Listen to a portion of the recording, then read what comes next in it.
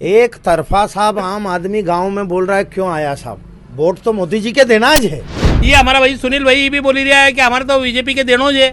अनिल फिरोजा का शासनकाल में जो काम हो वो महेश परमार काम से मतलब सोच भी नहीं सकता, उससे आदो भी काम नहीं कर सकता। अनिल फिरोजिया छवि लोकप्रियता के मामले में, विकास के मामले में उनका कोई तोड़ नहीं है। नर्मदा पाइपलाइन में हमारे 110 ये पूरी पट्टी कटा दी, ये घोर पाप किया है महेश परमार ने।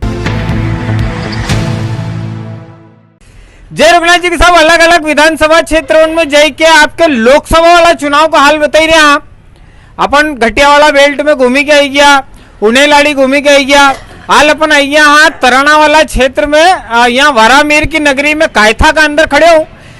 यहाँ पे भाजपा वाला हमारा दो चार भाई उन मिली गया, दास साहब, वासुदेव जी, पंडित जी आपके पिछाड़ो सही, चावड़ा साहब, हमारा भाई रुपेश भाई और भी दूसरा भाजपा जुड़े भाई उन्हें, इनसे बात करेंगे। ये अपना दल की बात कई लोगों का बीच में लेके जा रहा है, कई बताई रहा है, और सामने वाला जो प्रत्याशी है कांग्रेस वालों वीका बाराम कई बताई रहा है कैसे अपना पक्ष में वोट करी रहा है, लोगों के प्रेरित करी रहा है। ईका बाराम बात करेंगा आपके सबके। जय रघुनाथ जी की। दादा सबको पहला सवाल आपसे, आप लोगों का बीच में जा रहा हो, लोकसभा चुनाव की जो बेला है मोदी जी की बात रखी रहा हो, आपका अनिल फिरोजा जी की बात रखी रहा हो, कई बताई रहा हो लोगों को। मोदी जी की राम राम। एक तरफा साहब आम आदमी गांव में बोल रहा है क्यों आया साहब, वोट तो मोदी जी के देना है। मतलब विश्व लेवल पे जो आज भारत की छवि है, जो सनातन, मैं तो कहता हूं कि सिर्फ दो विचारधारा रह गई है देश में, एक सनातन विरोधी और एक सनातन के पक्षधर। दरअसल जो तराना वाला क्षेत्र है आर्थिक रूप से मतलब कहीं टाइम बहुत संपन्न हुआ करते थे, आज बहुत पिछड़े हुए हो मानियो जाए। कायथा और इधर का आसपास के क्षेत्र इंडस्ट्रियाँ नहीं है बड़ी, और भी दूसरी बहुत सारी कमियां हैं। इनके लेकर के भी लोगों से बात तो होती होगी। बात तो हो साहब, पर सबसे बड़ी बात यह हुई कि हमारा दुर्भाग्य है कि हमने विधायक में अनिल फिरोजिया के खोई दियो तो, और दूसरी बार भी खोई दियो, यो भी दुर्भाग्य हुई गयो हमारो। पर अब तो भी कांग्रेस से भी बोली रहा है, जिनने बीजेपी उन्हें कांग्रेस के वोट दे दिया वी भी बोली रहा है। हमारा भाई आपिश भाई ये भी बोली रहा है कि अब तो हमारा मोदी जी के देना है। ये हमारा भाई सुनील भाई ये भी बोली रहा है कि हमारे तो बीजेपी के देनों है। अब आज स्थापना दिवस तो मैं एक जगह कांग्रेस वाला के यहाँ गए तो तुम तो झंडोल लगी तो बड़ी से हमारे यहाँ, नो टेंशन। मोदी जी ने हमारे अभी तो झड़ी लगी पड़ी है। आज ही रामलाल मालवीय जी भी भाजपा आई है। वाह वाह वाह वाह, ताली बजाई दो साहब इनका लिए, रामलाल जी का लिए भी। मारे तो लगे कि ऐसा नहीं हो कि महेश परमार जी भी बीच में कुछ दिया है क्योंकि ये तो नहीं खाली एक डमरू बजाई रहा है। हमारे यहाँ की चुनाव का टाइम पे कुछ जगह चेचिस खड़ा करी गई, उन पे आज भी चतरा नहीं चढ़िया है, चतरा रह गया है ये वीकेंड, मतलब चेचिस ही रह गया है। और एक भी सड़क बनी दी हो तो रिकॉर्ड बता दे पैसा जो एक यह थी बात साहब कि जो लोकसभा का चुनाव लड़ी रहा प्रत्याशी भी जो है यहाँ का विधायक भी है। विधानसभा वाला चुनाव का टाइम भी नरी सारा वादा हुआ, 4 महीना लगभग होने आया। लगे आपके कि एक भी वादों कोई 6 महीना अभी मतलब लोग एक भी काम नहीं हुआ, मतलब विधायक से सब नाराज है। तो लोग तो चाहेगा कि अनिल फिरोजा वापस आए। जो विधायक पहला तो जो अनिल फिरोजा का शासनकाल में जो काम हो वो महेश परमार काम से मतलब सोच भी नहीं सकता, उससे आदो भी काम नहीं कर सकता कि हाँ। तो अनिल फिरोजा तो 4 लाख पार। अच्छा रुपेश भाई, तराना क्षेत्र की जो जनता है वह अनिल फिरोजिया जी जब विधायक था वी को काम, जब सांसद रहा वनी टाइम को काम, और महेश परमार जी जिन टाइम विधायक रहा वनी टाइम काम, जनता तुलना करे कि के समर्थन ज्यादा रहेगा या पक्ष की को भारी पलड़ा तो अनिल जी का भारी है, क्योंकि काम का लिहाज से और विकास की दृष्टि से। क्योंकि विधानसभा में जब वो यहाँ से विधायक थे तब उनने जो विकास करा वो पूरे उज्जैन आलोट लोकसभा में सबसे ज़्यादा विकास इसी तराना तहसील में किया था उन्होंने। और लोकसभा में आने के बाद में, सांसद चुनने के बाद में भी सबसे ज़्यादा विकास अगर कहीं किया है तो 8 विधानसभाओं में से मिलकर तराना में ज़्यादा विकास किया है। तो विकास की दृष्टि से तो बहुत भारी है। और 22 किलो वजन कम करने के बाद भी आज विपक्षी जो है उससे कई गुना भारी है अनिल फिरोजिया। छवि लोकप्रियता के मामले में, विकास के मामले में उनका कोई तोड़ नहीं है।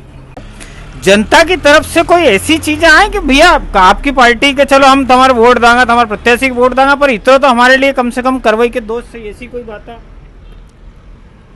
आज की तारीख में तराना तहसील में तो वैसे डबल इंजन चली रही हो, एक तो मोदी जी को जो इंजन चली रही हो, और एक माननीय जो हमारे सांसद है अनिल जी फिरोजिया, उनने तराना तहसील का भौगोलिक नक्शा बदल दिया है।